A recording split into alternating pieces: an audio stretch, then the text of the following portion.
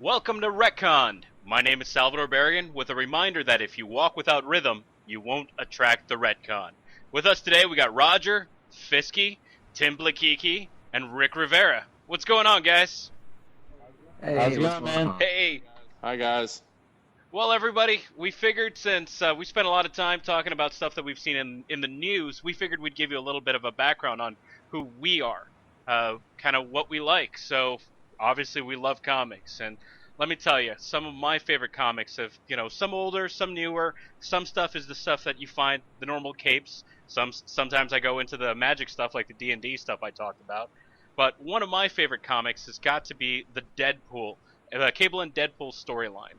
For me personally, I loved the way that Cable and Deadpool, both of them played off of each other and managed to have really interesting adventures that use two different characters with two different approaches at dealing with problems coming together. It's the comic version of The Odd Couple, and I thought it was friggin' amazing.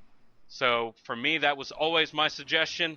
Although I'm gonna throw this in here because I love everything that's also indie. One of my other favorite comics has got to be Invincible.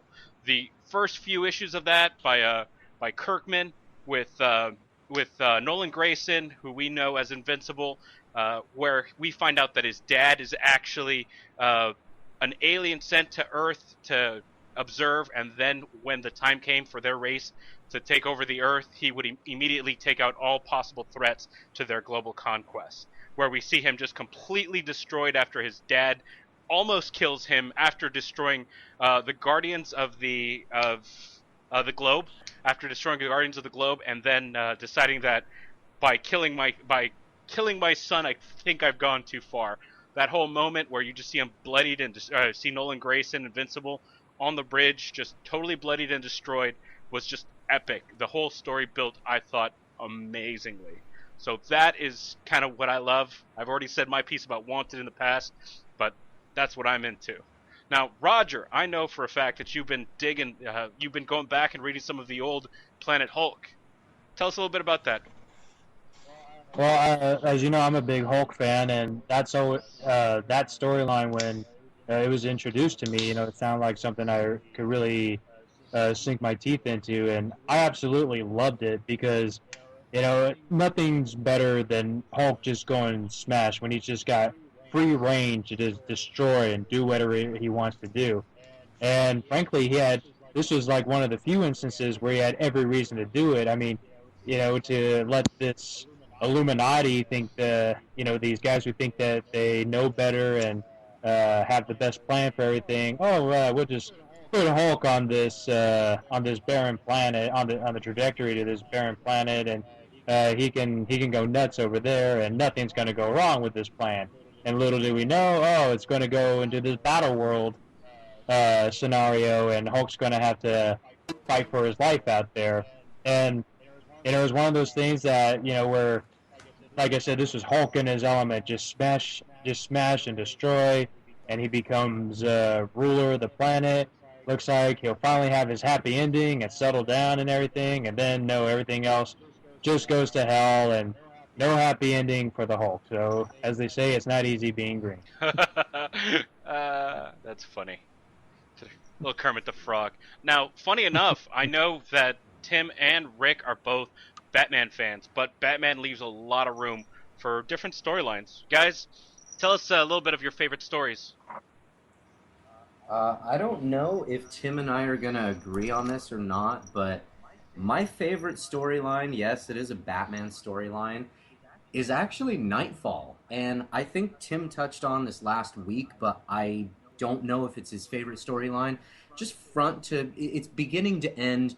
It's a story about an older Bruce Wayne, and he basically gets crippled by Bane, and well, he entrusts his Batman legacy, or temporarily, to a guy he thinks is pretty spot on. He seems like a straight shooter, and he turns out to be a raging psychopath. And not only does Batman have to recover and defeat Bane, but after defeating Bane, he's got to go beat up this guy Azrael. And this guy's Azrael is just complete. It's one of those things where the lust for power leads to just going absolutely insane and going way, way, way, way over the top, and he gets into really crazy, cosmic celestial crap. And I mean, obviously, Batman, he does his thing. Bruce Wayne always does his thing. But to me, that was probably just the most enjoyable beginning to finish storyline I've ever read. And I know, Timmy, you're a big fan of the Asbat. Absolutely. Batman is my favorite character, hands down.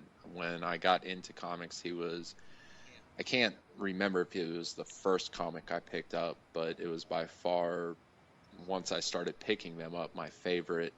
And Nightfall was probably the first line that I picked up every comic that came out, even the side stories and Catwoman, all the different ones, and I heavily thought about going with that. The character Joe Quesada's Azrael, Sword of Azrael, I found it to be an amazing storyline.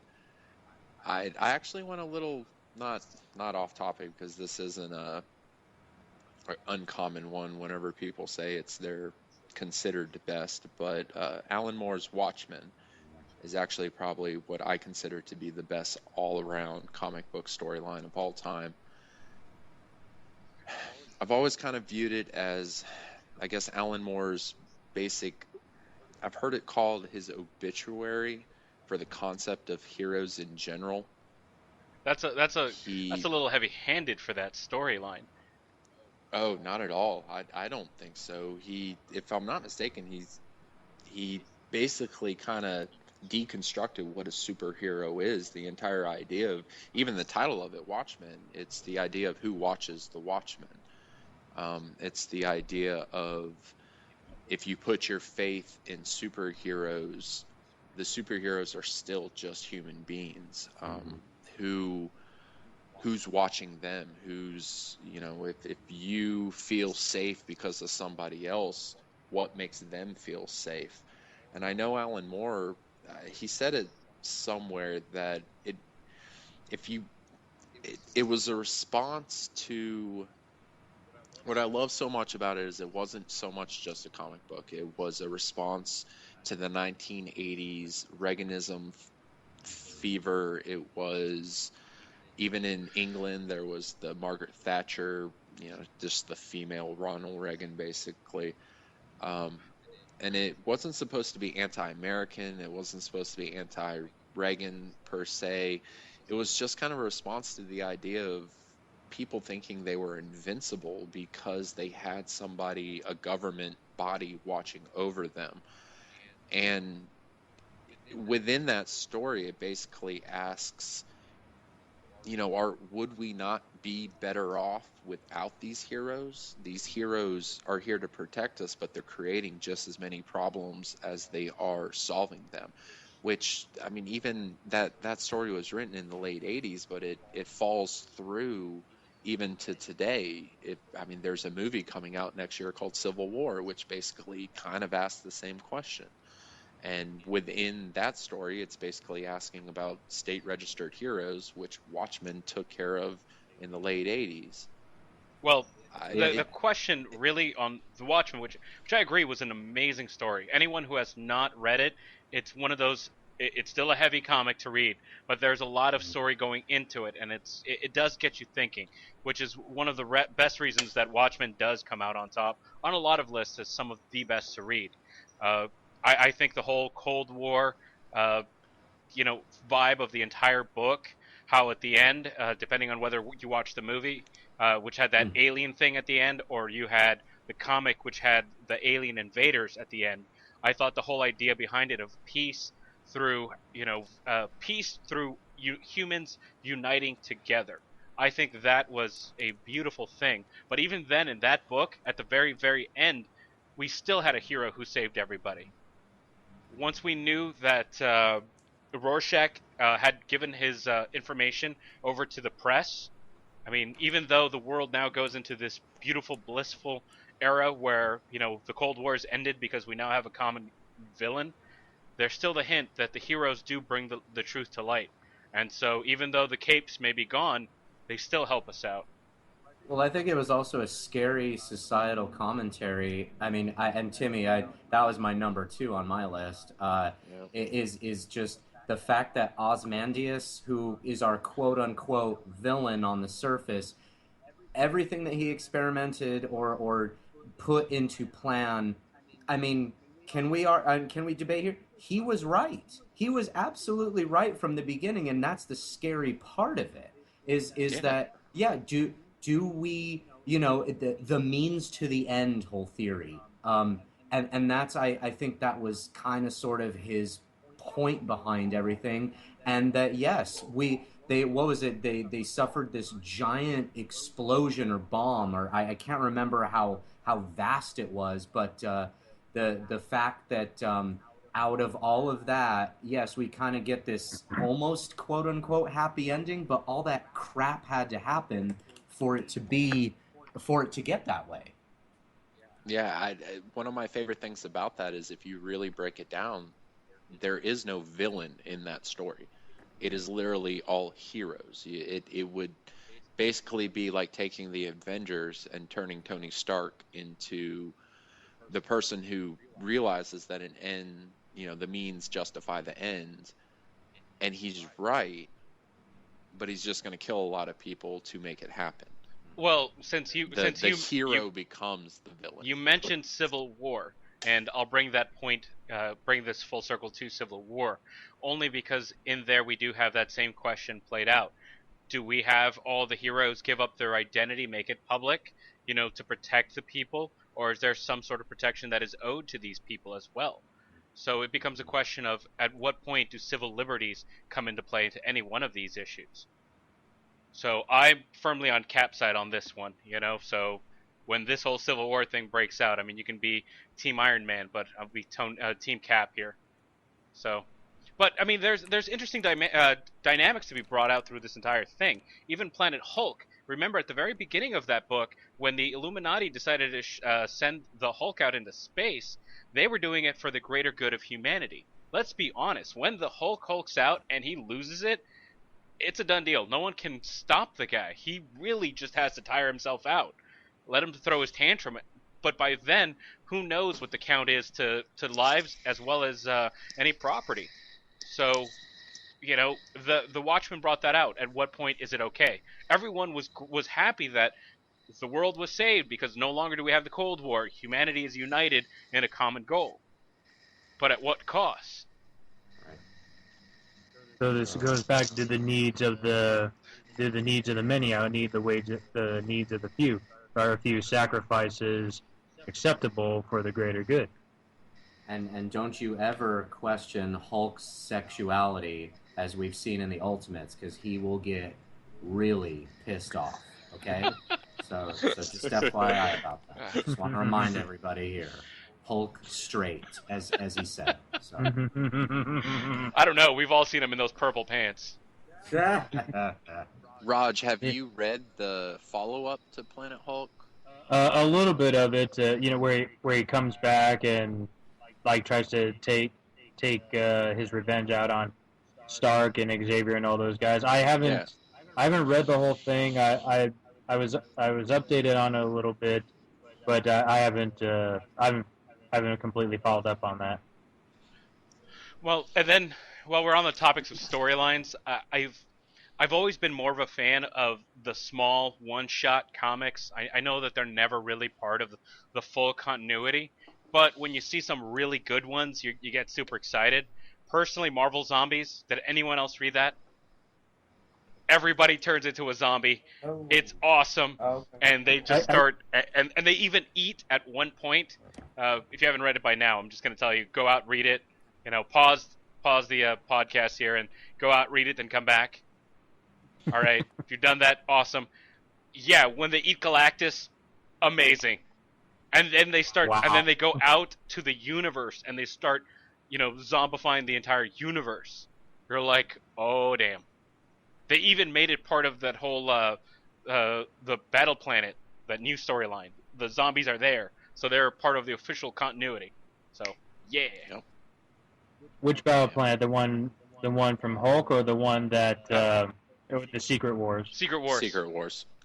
they're there, so they exist. It's awesome. Ah. That made me happy. Mike and I have talked about zombies before, and I like zombies. I think they're great. Kirkman does them well in The Walking Dead, so I'm all pro zombie. I never understood zombies, man. They just never did anything for me. I don't. I mean, if the movie's good, 28 Days Later, like that was really good. But for the most part, zombies don't do anything for me. Yeah. But Have you heard this theory about how within the Walking Dead universe that zombies don't exist? That there's no preconceived notion of what a zombie is in the Walking Dead universe. That's why zombies are so effective within that universe. I have not. Yeah, well, I figured they called them walkers just to try to take the edge off of the fact that they're zombies. It was a psychological thing. Basically, but it's even within Kirkman's comic basic, which I for the longest time I read a few issues, and then I finally found an omnibus that I read, and I got balls deep into it and just started digging it. Balls deep. It's amazing. It's a very, very well written book. If nobody else is reading it, I know it's doing very well unto itself. Tons of people are reading it, but just this theory that nobody in that universe has ever heard of a zombie. So even in pop culture, before this plague or, Kirkman, I think, basically has come out and said that he'll never say why this occurred, what the impetus was to cause this to happen, but that nobody creatively within that universe had even come up with the idea of a zombie, and that's why it's effective, because everybody, upon seeing a zombie for the first time, is shocked because they've never even, it's almost like how they say the Indians, when they saw Columbus's ships coming across the ocean, they couldn't even see them because it blew their minds so much that they didn't even have a notion of what these ships were. Well, since you mentioned TV, what about other movies? Are you guys into anything else? I mean, Roger, you're our movie file here. I mean, tell us, what movies have you loved? What movies have you seen great endings to that said that was an awesome, satisfactory ending to an incredible film? Well, as most of you guys know, I'm a big Quentin Tarantino fan, and the last two movies, I loved *Inglourious Bastards*. I loved the ending of that. I know it's a bit retcon of history, as was Django, but I love how they ended. Wait. You mean what? Hitler wasn't killed in a movie theater? Well, then again, yeah, you're right. We don't have any proof. I mean, there's all these theories about that he was alive or dead at the bunker. So, yeah, who's to say Hitler's not Doctor Doom and had Hitler clones? Nice. So we're going with Quentin as your pick of favorite movie guy? Oh, absolutely. I mean, he's a fantastic writer. He got 2 Oscars under his belt for that, and I gotta say, I love Pulp Fiction. It was my top movie for a long, long time. But I don't know. It's just because I watched it more. But I just love the writing on *Inglourious Bastards*. There's just so much. There's just so much great dialogue in that, and Christoph Waltz just owns that movie in every scene he's in, and that's slowly becoming my top Tarantino pick. Huh. That's interesting. I figured you'd go with something a little more classic, maybe Reservoir Dogs, or heck, even True Romance. Even though they're all great. Don't get me wrong. True Romance was awesome. That's more of a Tarantino script than a Tarantino movie, because that's what's that guy's name? Tony. Tony Scott? Yes, that's it. Thank you. His name escaped me for a second. That's his movie, but his Quentin's script is one of the scripts he sold when he was a up and coming writer. And then we got Reservoir Dogs. Yes, we did. And Rick, I know you love spending some time at the movie theaters. Man, this is a tough one because I'm definitely a fan of, I guess, twists and turns, surprise endings. And I will say that, and hey, you can hate on me all you want, but you guys bought into this too.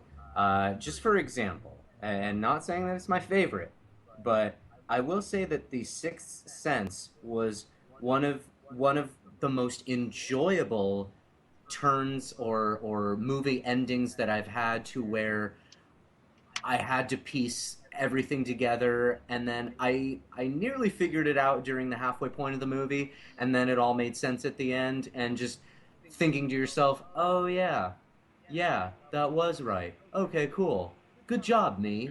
Like it was that for me was very, very enjoyable. But I also want to highlight another movie. I'm a big horror fan.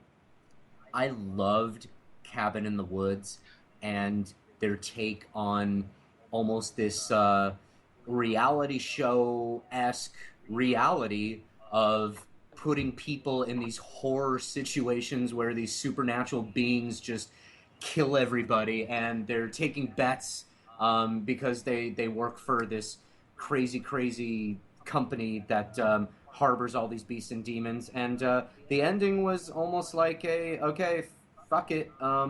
You either live and try to face the apocalypse, or or oh, I think their other option was to kill each other. So it was like it wasn't a happy ending, but it was just almost like a what the fuck type of moment. But everything wrapped so well together. I'm gonna highlight that as one of my favorite endings to a movie ever. That's a Joss Whedon film. Haha. Yeah, Yes. Joss Whedon. Yeah, that parody, the parody of the horror film with almost the fourth breaking elements of it, I thought, I will agree with you. That was awesome. Tim, what about you? Again, kind of going off page just a little bit. I know it's not a shock ending, but my favorite ending to my favorite movie of all time, was Kevin Smith's Chasing Amy. That movie, from the opening, not only do I find it the funniest of all of his movies because it's very understated, it's not in your face with the dick and fart gags. It's subtle for the most part. There are some slappy in the face humor moments of it, but I love that movie for so many reasons. It's very personal. It's very obvious, especially compared to Clerks and Mallrats, where he was very much trying to, Kevin Smith, I mean, a director and writer, he tried to capture his youth. He tried to capture his friends. It's very much almost what we're trying to do with this podcast. We have these texts back and forth. We have these round tables where we discuss things, and he tried to capture all of that into a movie. And then it came to Chasing Amy, his third movie, and he basically kind of dug deep and tried to put something that he had gone through onto film. Not an uncommon thing for directors and writers to do, obviously, but it was a very personal, sensitive subject. I love how it was a relationship movie. It was a rom-com almost in a way. It But in a manner of something that, you see these romantic comedies that Will Smith's in, that Reese Witherspoon's in, that's, very tongue-in-cheek, and oh, we've all been through that. But we've all kind of been through this too, the situation where you meet a potential mate, a lover who's a little more sexually experienced than you are, and it's very intimidating. He took that sort of situation, put it on film, for the world to see, basically. And throughout the course of that movie, you expect it to have a happy ending. You expect them to work through their problems. And the ending of that movie, the last 20 minutes of that movie, it touches on romance, it touches on homosexuality, and even the very, very last scene where, preceding it, they basically say you're never going to make it big until you write something personal. And he decides not to make something personal and turn it into something big. He actually turns his something personal into something very private and writes a one-page panel for this woman that was his perfect mate, but he couldn't internally figure out how to make it work, and he apologizes to her, and she accepts his apology, and they go their separate ways. There is no happy ending. There is no yay moment. There is just a moment of recognition. Literally, Banksy, even kind of puts his fingers together and was like, yeah, you're going to share a moment. And they go their separate ways. It's kind of how the real world is. There's not always a conclusion. There's not always a happy ending. Feeding into that, I mean, the film that I personally thought the ending for it was just complete was the entire Toy Story trilogy. And this is probably a little more personal, only because I felt that growing up, when I was a kid, the first Toy Story came out, and then Toy Story 2 came out when I was older, and then just recently when we got Toy Story 3, every single one of those movies touched on a different topic, just in a different stage in my own life. So we got over to stage 3 and Toy Story 3, where we started seeing, hey, what about growing up? What happens when we grow old? What happens when we eventually die? And is there the possibility of rebirth or, moving on past any one of those topics? I mean, I'm going to say it, and y'all can hate me for this, but yeah, I cried a little bit at the end of Toy Story 3. Any one of you who says you did it, you are a liar and a robot, and admit it now.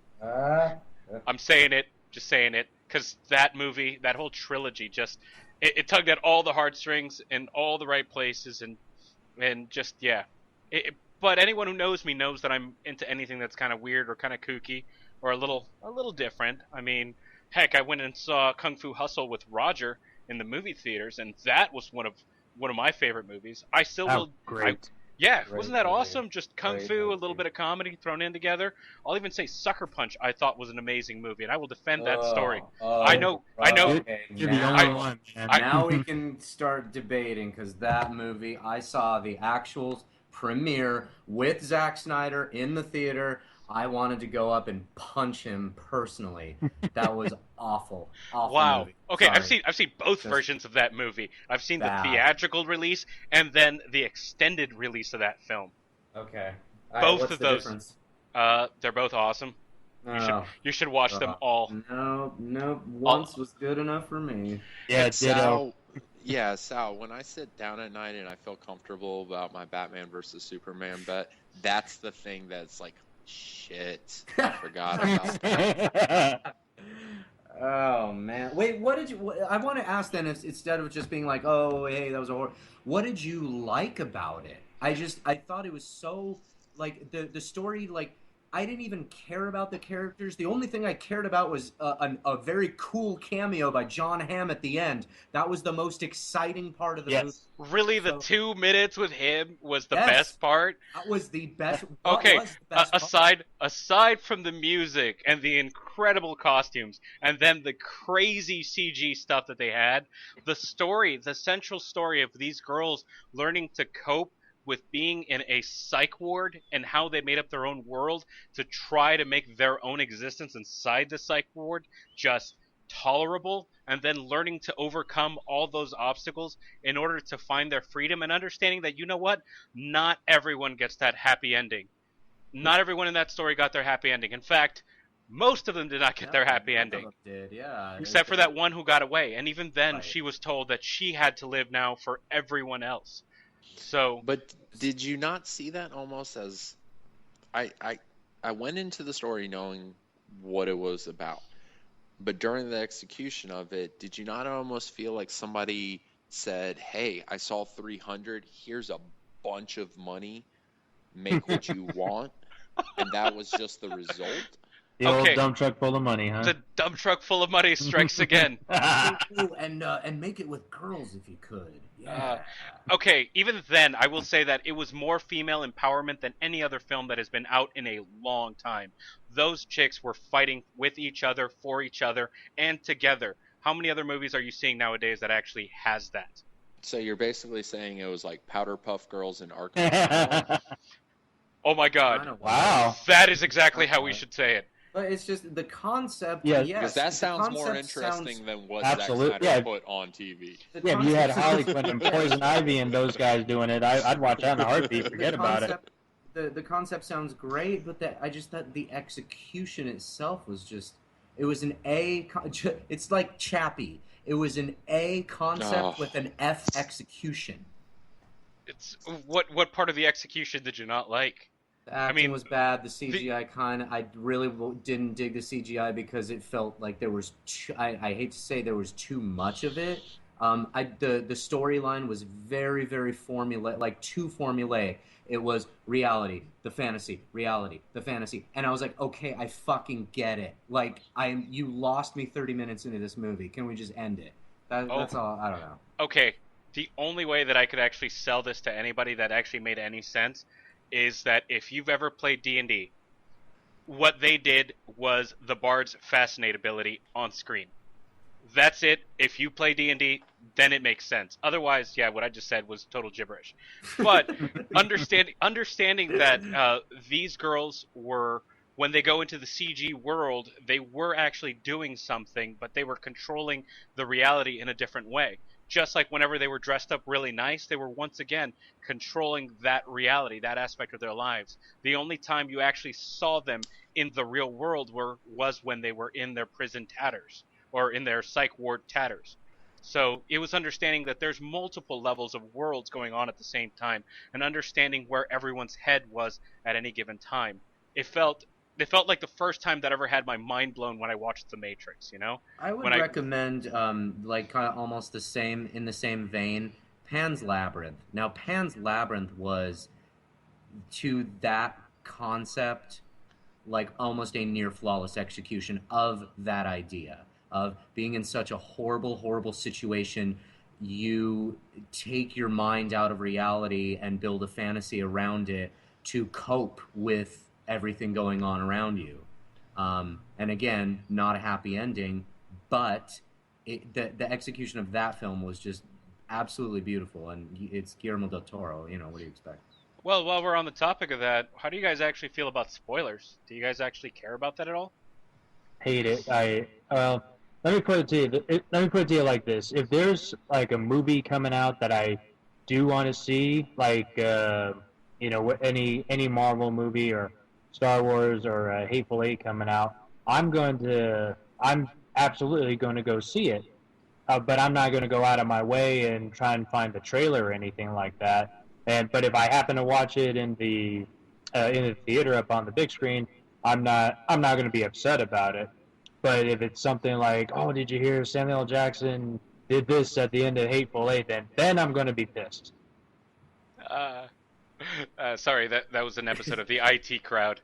That was awesome. I love British TV shows. But so you're okay when the movie theaters spoil a movie for you, but if I send you an email or a text message, you would, you know, Be, rip me well, a be, new one? well, because when I'm in theater, it's a situation where I can't control it.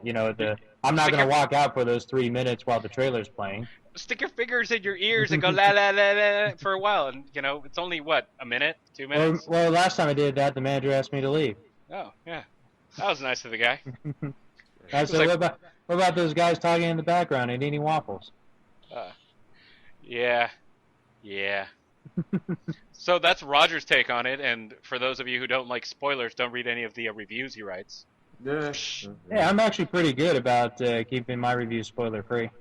I don't do it unless I absolutely have to. That's what makes it hard to write. Because you read all these reviews, they say, oh, the best part was when Green Lantern came out and knocked Parallax with the ring, and Really, the best part wasn't when the credits rolled. I mean, I think that's almost a given today, and on the internet, web, social media, all that stuff. If somebody's writing a review, you have to know that there's a potential spoiler in oh, there. absolutely.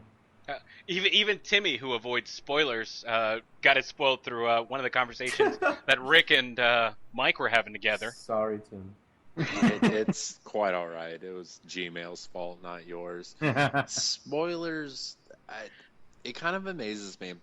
Have you guys ever heard the theory about how had there been a cell phone during Seinfeld that the entire series wouldn't have taken place? How basically how if in the world of Seinfeld in the early 90s, if cell phones had been as prevalent as they are now, the entire concept of Seinfeld basically couldn't have taken place. Yes. Had there been a cell phone at the Chinese restaurant, that entire episode wouldn't have taken place. Had Kramer had a cell phone during this episode, it wouldn't have made sense. Right. I almost feel like the internet / social media, everybody has had to kind of twist their thought process on everything, because in 1980 whatever, when Empire Strikes Back had came out, tell me if you did not see Empire Strikes Back the night that it came out, that movie would not have been ruined for you.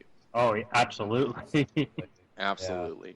So filmmakers now, Rick, you had such a good point. As soon as you mentioned Sixth Sense, that's the first thing that popped into my mind, because you are absolutely right.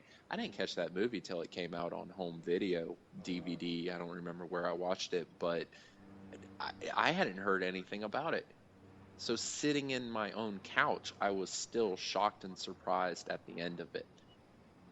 Had that movie happen 10 years later, there's no way I could have made it without knowing what had already happened, basically. If you liked that movie, then I'd recommend The Game, if you haven't seen that one. Yeah. Oh, the Michael Douglas? The Michael Douglas film. Nice recommendation. So, Yes. M. Night Shyamalan, and ever since then, everyone knows that his movies have a twist. Now you sit through the entire movie thinking, okay, what's the twist? He's a dude. He's a werewolf. Oh no! Everyone's dead. It's present day.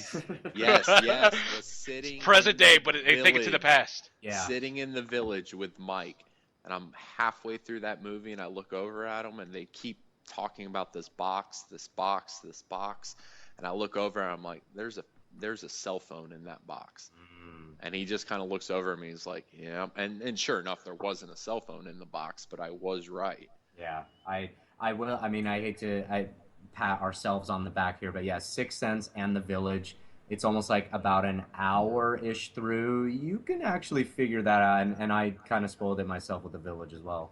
Yeah, and with The Last Airbender, where we had the twist where the movie was a complete piece of shit, I didn't see that coming either.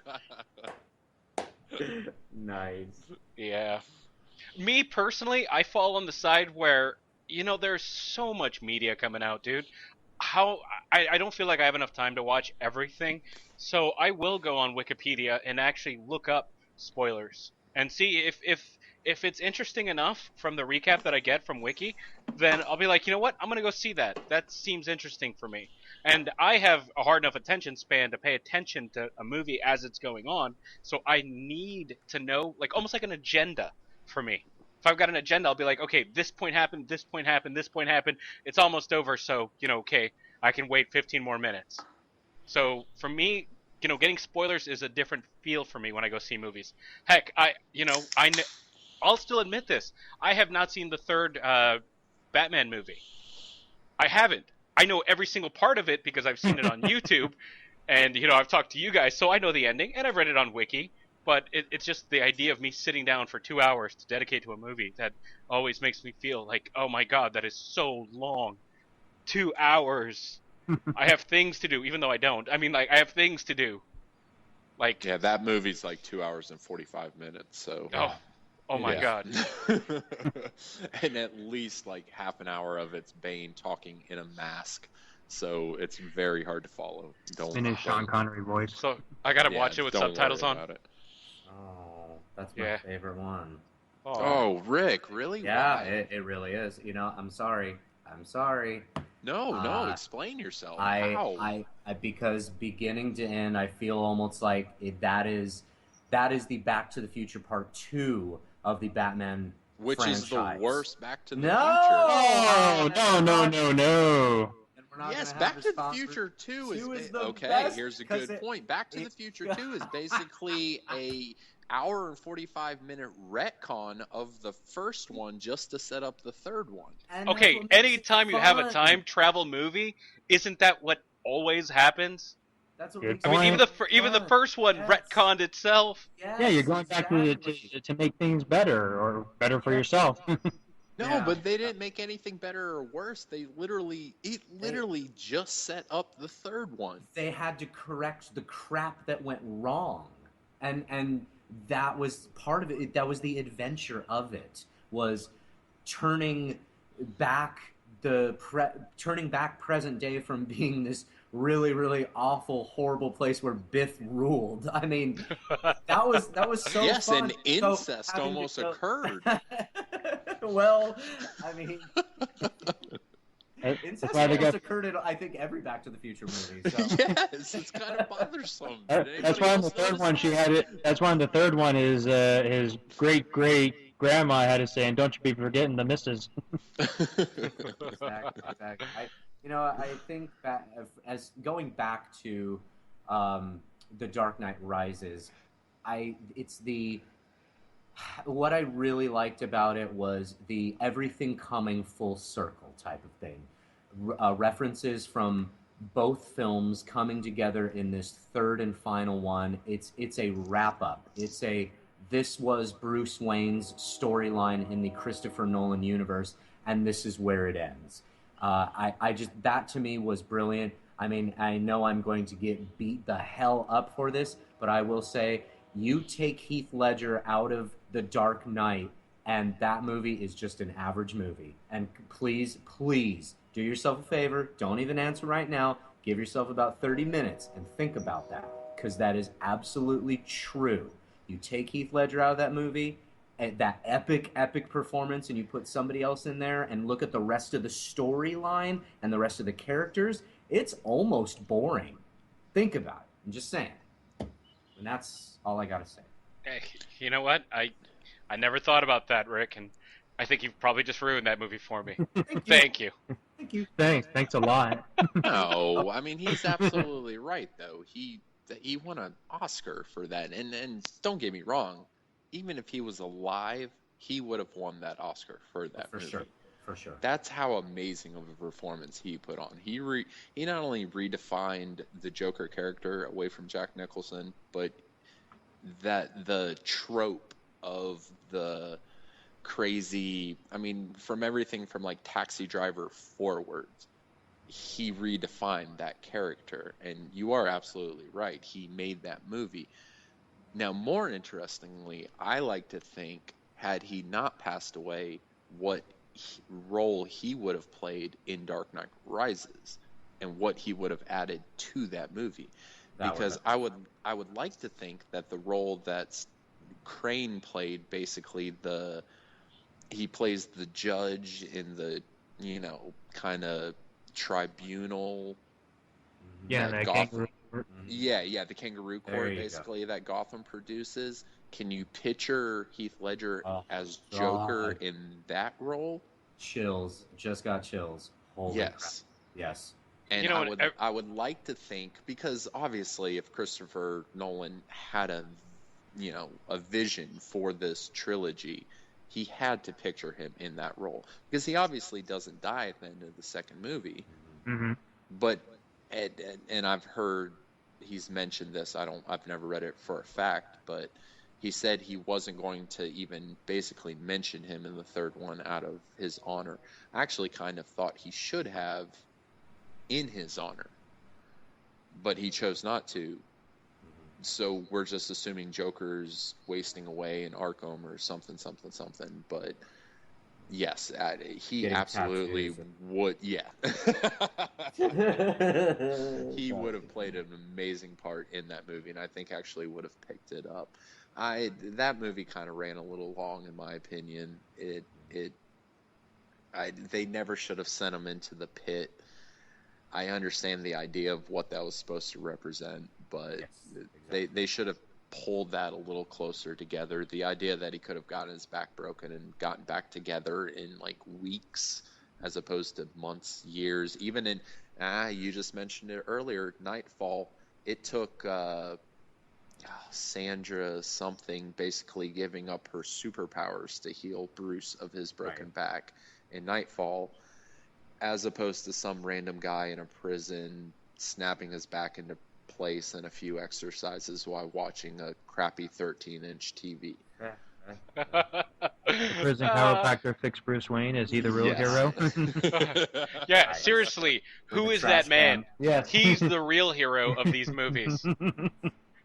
Oh, Jesus Christ! Really, that does happen? That's Yeah. ridiculous. In the story, all right, just yeah, I'm not gonna go into that. That's silly.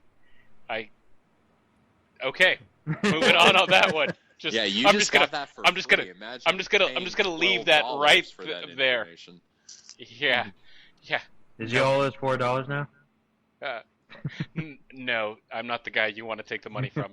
Oh yeah. All right, Rick. Now, how do you feel about this? How do you feel about Bruce Wayne knowing exactly which cafe in Italy to sit in endlessly, day after day, until Alfred shows up?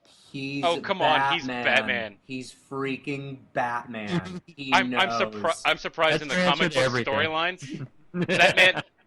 You know, Batman, his superpower is that he is super prepared. Let's be honest, Yeah, that's what he is. yeah, You call Batman a Boy exactly.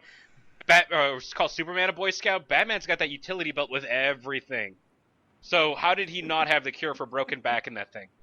Because he didn't have the But but if he gives up his credit cards because he dies and they can't trace him, how does he how is he following Alfred around the country of He Italy? took out plenty of cash. Oh my Oh, god. okay. He knows better than that.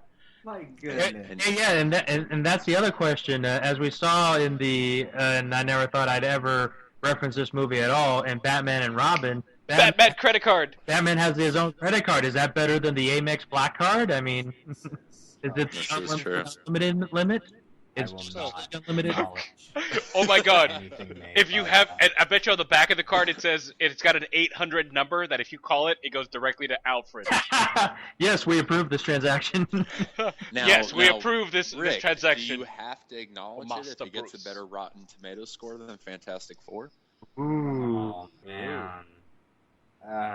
No, not at all.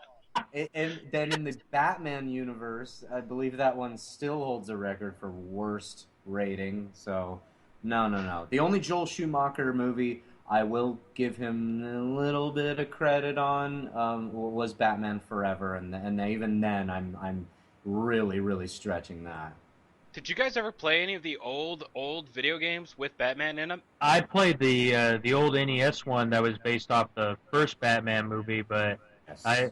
I got pretty far, but I never got to the Joker.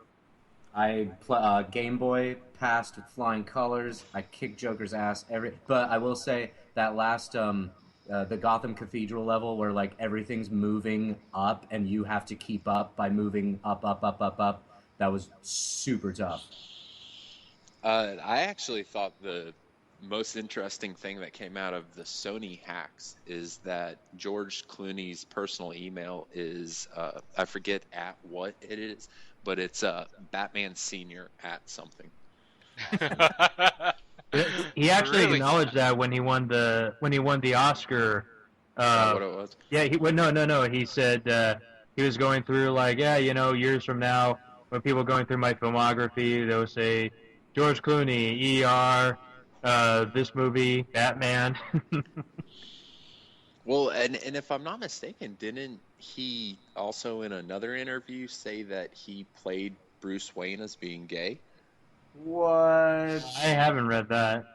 There's something out there. I'm positive about this that he played that character. He read the script and he looked into Bruce Wayne's history and basically decided that Bruce Wayne is gay. And so his entire depiction of Bruce Wayne, not so much Batman, but throughout the course of that movie, he's playing him as a closeted gay. Well, that's not exactly true. And the hole I punch in that is when he's having dinner with Elle McPherson, he imagines her as Poison Ivy in his Bruce Wayne alter ego. You know, I never got around to playing any of those Batman games, and the few times I did, I always got my butt kicked. So kudos to you, Rick. Oh, thank you, Because sir. I never got very far at all with those. Although I did love Captain America and the Avengers for the NES. Oh, nice. It was a fun little side scroller that kind of pushed what the NES could do. So it had tons of little glitches and things would appear and disappear on the screen all the time. But I always had fun with that. Do you guys remember the old school X-Men game, the one with the 4-player cabinet that you could play at the arcades? Oh yeah, those things Yes. are awesome. That was one of my favorites. I even downloaded the Android version of that game that lets you connect with other people so you can play with them at the same time. Cool. That was a lot of fun. And you know what? The 90s had a lot of really cool games just in general. Yes. Uh, I can still say that to this day definitively that I will go back and still play the old Final Fantasy VII game. I remember You know, when that came out. Was that PS1? that was PS1. Ah. And I was talking to Mike about this. Funny enough, I have bought that game 3 times. Oh my god. 3 times. I bought it when it came out for the PS1. I have the PC release on CDs, and I just rebought it on the PS3 because every now and then I want to go see the flower girl from the slums. I put this topic okay, out so- there. I put this topic out there, and literally the reason I put this topic out there is because they just released Final Fantasy VII on iOS. And it's sitting there at $14.99, and every day I look at it and I think about buying it. I'm so upset you took this from me, Sal. I had such a soliloquy, and you may have put it better than I could have. I know at whatever Sony's last version of Comic-Con was, they just announced they're thinking about doing an update of it.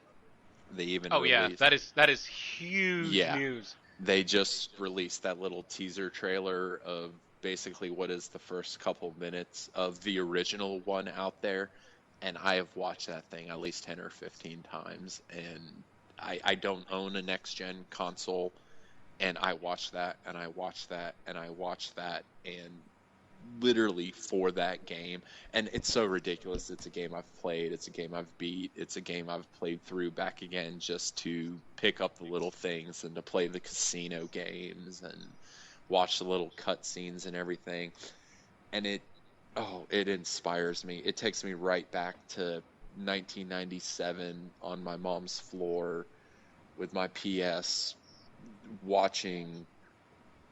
Oh my goodness. It just takes me right back to that moment and to that final battle, and I want to recapture all of that so badly. Yeah, Final Fantasy VII was just an amazing story, and I've played it over and over again, and in all honesty, as a fanboy, it still pisses me off that they're doing a re-release, not a re-release, what are they calling it? A reboot? No, not a reboot. They're remaking it. Yeah. But it pissed me off just for the sole reason that Square Enix said that they would only do that if they had run out of ideas. They said if we have nothing better to do, and we're tapped and we need money, we're gonna re-release that game. And so, as a fan, that's not what I wanted to hear. What I wanted to hear was, we heard you that you guys really want this game. We have time on our schedule, so let's do it. Now it just tells me it's a cash grab. So if it's a cash grab, that means that they're going to do everything that people want. So does this mean that Eris doesn't die? Is there a way to make it so that she can come back? Will we see things along those lines? I don't think it's so much as that as much... sorry, spoiler. Yeah, Eris dies. Sorry. Yes. Okay. As much as a response as what they've seen as Capcom remaking Resident Evil. There's so many of these, and again, I haven't played any of these, and the original Resident Evil holds a very, very close second to Final Fantasy VII to me. That game redefined what video games could be to me, and I know What? It wasn't Dino Crisis or Parasite Eve? No, just Resident Evil, the very first one, the zombie apocalypse idea of Umbrella, and it just I'd grown up on Castlevania, Mega Man, Mario.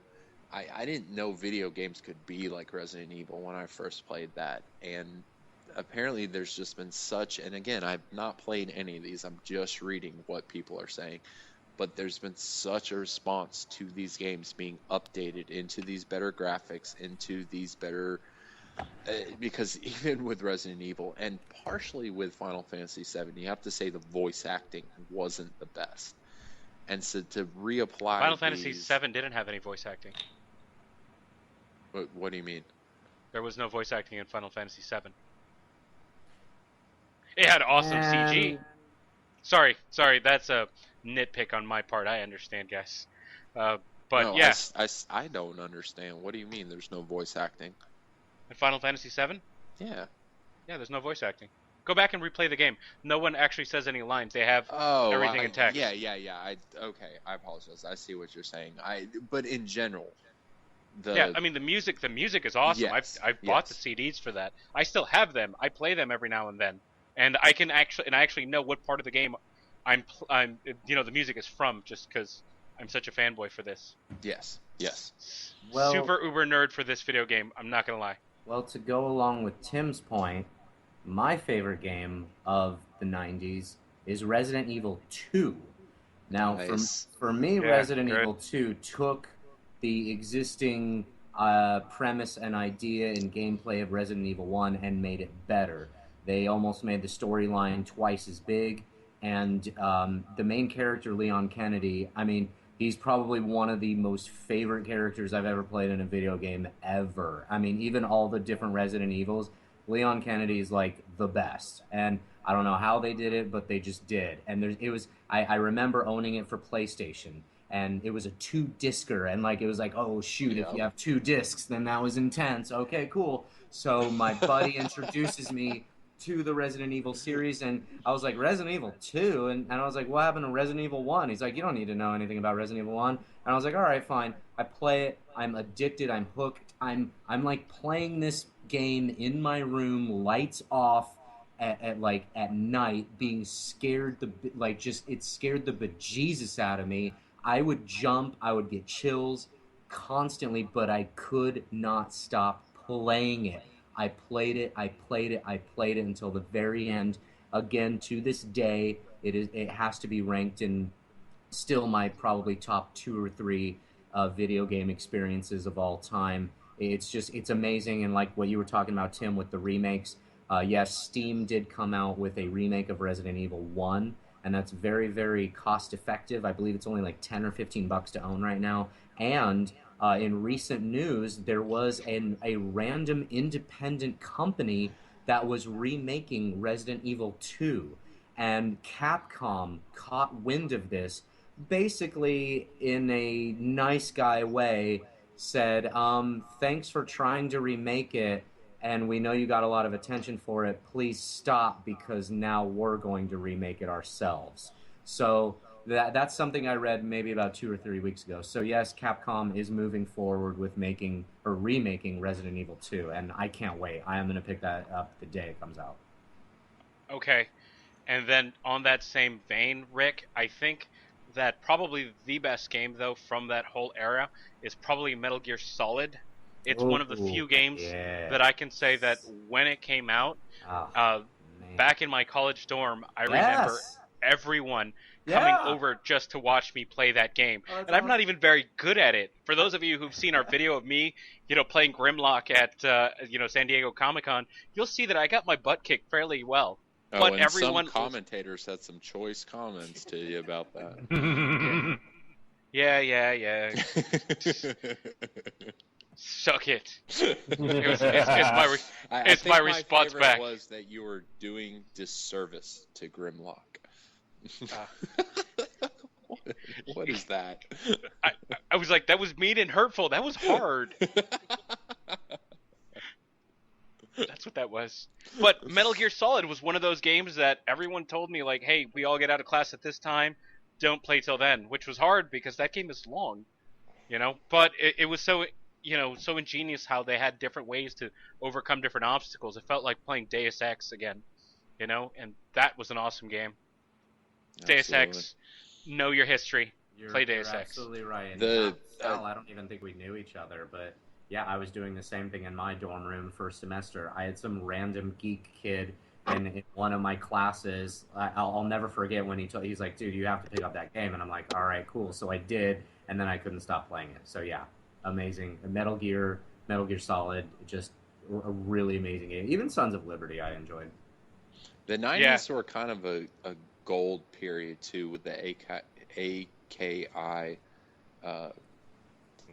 fighting engine, I guess. Raj, was there one particular wrestling game from that period that really stood out for you? one. One. One The only. might kind of stand out, but that being No Mercy, of course.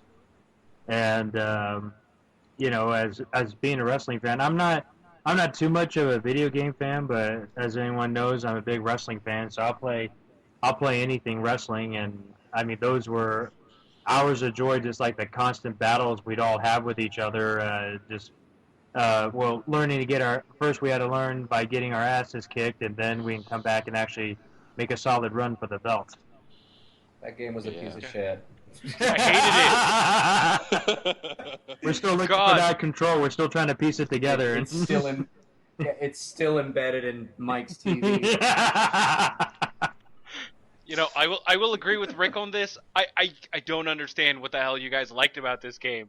Like It was so I'm frustrating. very good Oh. with a fighter. Any single day, I will sit down and kick your ass in Tekken. Street Fighter, bring it on. I'm good, but that fighting engine made no sense to me. I would try the same moves over and over again, and it didn't work. And then Thank you'd be you. like, "Oh, it's because you didn't do this, Yes. this, and this." Thank you. And then I'll be like, "You know what? Oh. I'm gonna go and just do shots until I don't care." No. See, and I feel like that was always Mike's psychology on the game, is he let us get liquored up, and then he would beat our asses. But Was that- between WrestleMania 2000 and No Mercy, those games still to this day have some of my fondest memories of video games. I can't tell you, until he brought that out to you guys, I don't know if you were playing it beforehand, but Mike and I spent hours and hours and hours playing WrestleMania 2000 and No Mercy. And he was by far always the best with his weird hand-eye coordination that he has going on. But that was a fantastic game engine for professional wrestling video games, and it still to this day amazes me how I will very rarely pick up a controller and play wrestling games, but they could not recapture what that engine could produce. And We're looking at honest, hands and What- feet. Were you there, Tim? if You mean I'm not crap? mistaken, Because if you though, want the- crappy games, I can recommend Superman No, 64. because if I'm not mistaken, the last game that actually used that engine was Def Jam, the rapper battle game. Oh yeah. Do you know what I'm talking about? Like that yes, game. Def Jam. Yes. Whatever that game was, it actually employed that game Huh. engine, and apparently that game actually came across pretty well. I never played it myself, but there you'll still see in wrestling video game forums they praise that game because Yeah, that one is actually fun. Yeah. I enjoyed that one.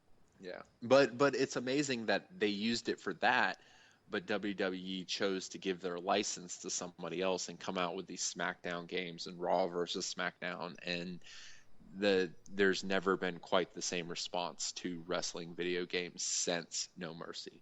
Yeah, I wanted to follow up. Has anybody played any of the 2K games? I mean, I always like whoever puts them out. I loved the football 2K game, so I don't know if they're using a very similar engine. What, the Madden? No, 2K Sports. 2K Sports is was for a long time the competitor to EA Sports. Yeah. So I Yeah. mean, has anybody played a recent game? I mean, they always look great on the commercials. They look great. The closest one that I've actually seen people promoting was actually their like very tongue-in-cheek All-Stars. The like super cartoony looking one. That's actually been the one that I saw most people say like this is super cheesy, but it's fun. Oh, cool. Because With the Superstars of Mania or something like that? yeah, whichever one that they promoted for a long time, like having CM Punk fight Macho Man. Uh-huh. I I think that was a few years ago. Yeah, if I remember it correctly. was several years ago, but that was the one that I saw most people respond to. Got it. sorry, not a sports guy, man. The last video game that I played that I really enjoyed that was a sports game was Baseball 2020, an old NES title where you had robots and you could augment your players to have like super jumps and stuff. No, It was that was fantastic. I actually had that too. That was yeah, a lot wasn't of that fun? It That was really super was. fun, super silly, but it was like, you know what? It's a video game. Go ahead, go nuts. No, Have and I'm a huge superpowers. baseball fan, and that game was a lot of fun. You would just randomly hit a ball down the third base line, and it would like pop into the air for a triple. Yeah. Yeah. Awesome. Although the one that I ended up playing the most had to be Blitzball in Final Fantasy X. That was the good one. Oh. One of the ones that I really enjoyed was EA Sports put out a series of like, it was kind of super goofy, but it was like NFL Street, NBA Street. Oh, yeah. And those, I can't, there was such ridiculous physics involved. Those were the ones, you know, you comically see these like memes now about people throwing their controllers and stuff. I seriously, based on the physics of those games, would throw controllers because balls would pop up in the air and people would get interceptions or yeah, there was no acceptance of those between the physics class and history class. Like, no, I had 45 minutes to kick somebody's ass and I'm not accepting that the ball popped up. No, I'm embedding this controller in my drywall. I always liked NFL Blitz. I mean, it was basically like the NBA Jam for NFL, and it was like a 5-on-5. I thought that was always fun. Yeah, that was the one that allowed late hits, right? Yes. Yeah, that was a lot of fun. Yeah. So when someone finally got there and you're like, you got 50 yards on me, well, late hit. That made me feel a you little like better. big splash them and spine buster them and stuff like that. Yeah, basically. Yeah. So did you like that one, Roger, because it had wrestling moves in it? I think we figured that one out. Well, guys, we're getting kind of late here, so we'll just go straight to the pick of the week. Tim, what's your pick of the week? My pick of the week is the new Full House that is about to come out. I know this is a little off the wall. I understand. We mentioned TGI Fridays a couple of weeks ago. I know John Stamos is an executive producer of this show that's about to come out. I'm a little excited about it. I was a big Full House fan back in the day.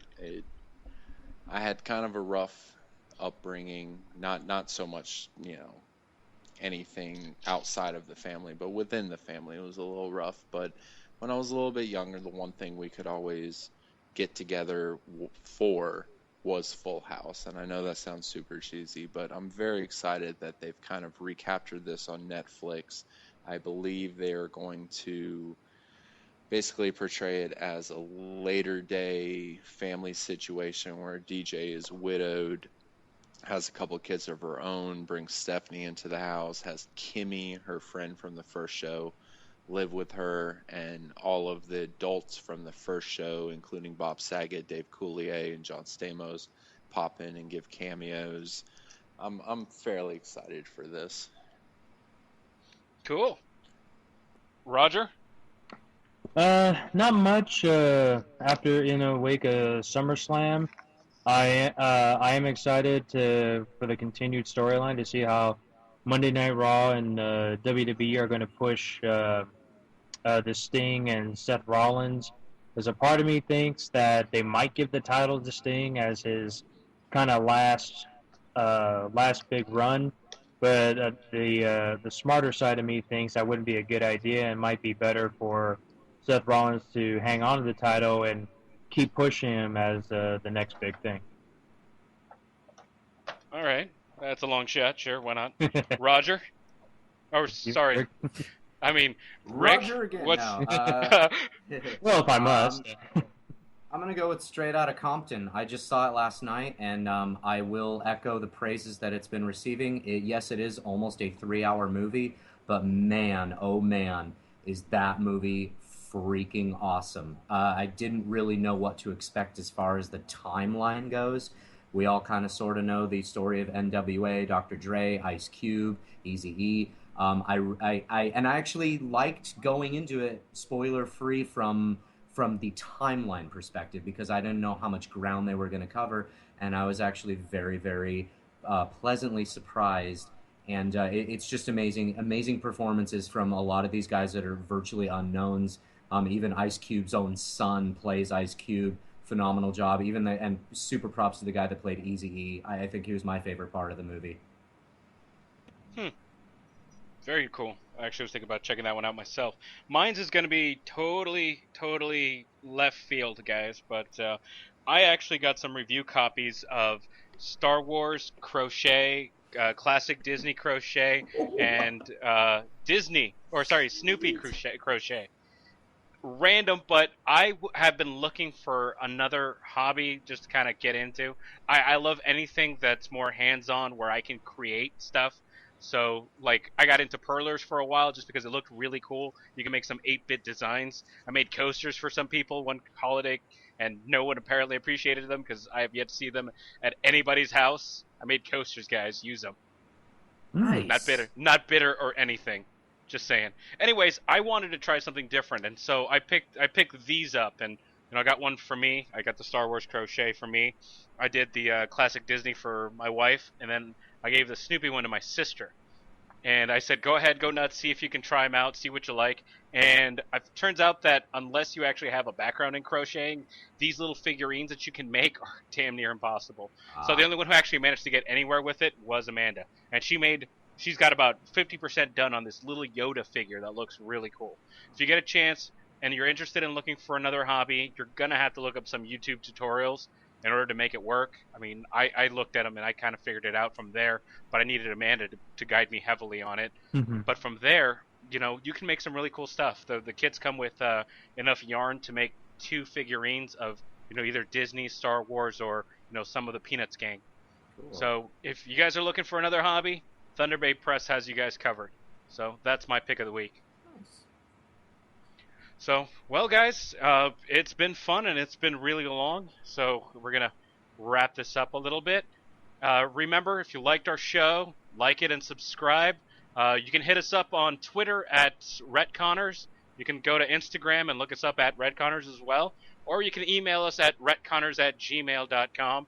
Any questions or suggestions, we'll be more than happy to take any way that you want to hit us up. But for now, good night, and we'll see you next time. Bye-bye.